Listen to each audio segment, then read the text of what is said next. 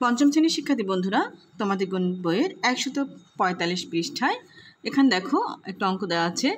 লেখচিত্রের মাধ্যমে পূর্বের সারণীতে দেওয়া ক শাখা এর শিক্ষার্থীদের বাড়ি কাজ জমা দেওয়ার সংখ্যা প্রকাশ করি। তো এই অঙ্কটা আমরা কিভাবে করব?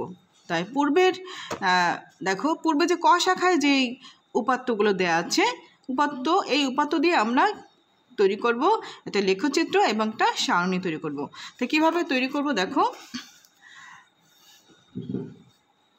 ক শাখার এই উপাত্তগুলো এখানে আমি লিখেছি। দেখো এখানে আছে যে উপাত্তগুলো, সেই উপাত্তগুলো দিয়ে আমরা এই সারণী তৈরি করব। তো সারণীতে থাকবে শ্রেণী ব্যবধান, ট্যালি এবং সংখ্যা।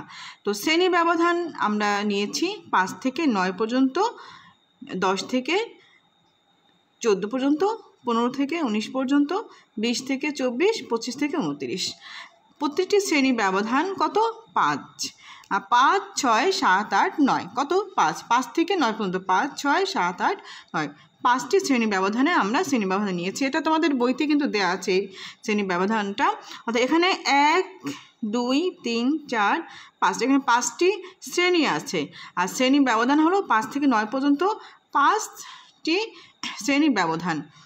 এখন 5 থেকে 9 পর্যন্ত আমরা কি কি শ্রেণীতে পড়ে আমরা এখানে টেলে চিহ্ন দেব, এবং 10 থেকে 14 পর্যন্ত কি কি উপাত্ত পড়ে সেই উপাত্তগুলোর আমরা এখানে টেলে চিহ্নের মাধ্যমে প্রকাশ করব।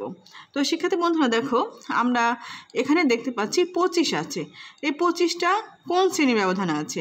আমরা যদি এভাবে করি আমাদের সহজ হবে। যেমন 25 আছে, 25টা আমরা কেটে দিলাম। 25 কোথার মধ্যে, কোন শ্রেণী ব্যবধানের মধ্যে পড়ে? 25 থেকে 29 এখানে পড়ে।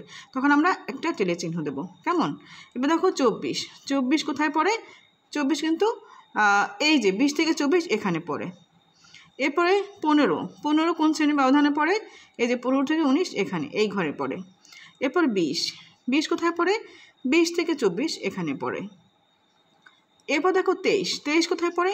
23 এই 20 থেকে 24 এই ঘরে পড়ে। ঠিক আছে। এরপর 29 কোথায় পড়ে? এই 25 থেকে 29 এই ঘরে পড়ে। এরপর আছে 26 কোথায় পড়ে? এই 25 থেকে 29 এই ঘরে। এরপর আছে 17 কোথায় পড়ে? 15 থেকে 19 এখানে।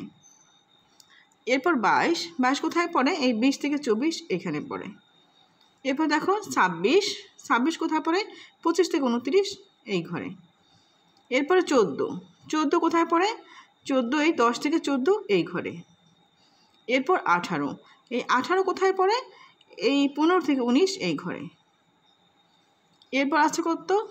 24 এই 24 কোথায় পড়ে? 24 পড়ে 20 থেকে 24-এর মধ্যে।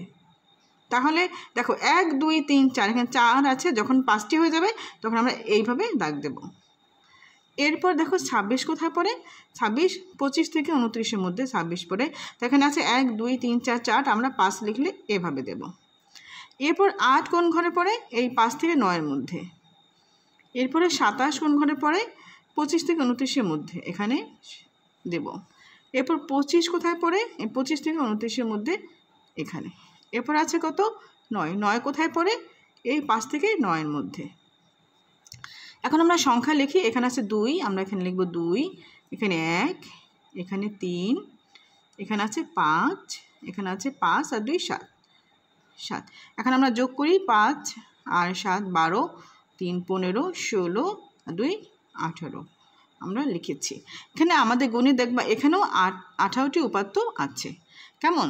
তাহলে যোগ করে আমাদের মিলেছে। এখন আমরা কি করব? আয়তলেখে প্রকাশ করব। তো আয়তলেখে কিভাবে প্রকাশ করব? দেখো আয়তলেখের এই যে আমাদের সারণীর আয়তলেখের যে এখান থেকে 0 থেকে আমি এখানে 8 পর্যন্ত নিয়েছি। এটা হলো শিক্ষার্থী সংখ্যা। এখন 0 থেকে আমি 8 পর্যন্ত চিহ্নিত করে 7 পর্যন্ত চিহ্নিত করেছি। কেন জানো? কারণ আমাদের শিক্ষার্থী সংখ্যার সর্বোচ্চ কত? 7। সর্বোচ্চ হলো 7 আর সর্বনিম্ন হলো 1। সর্বনিম্ন হলো 1।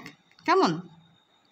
এখন সর্বোচ্চ যেহেতু 7 আছে, তাই আমরা 7 পর্যন্ত এখানে চিহ্নিত করেছি, একটি ঘর বেশি নিয়েছি। কেমন?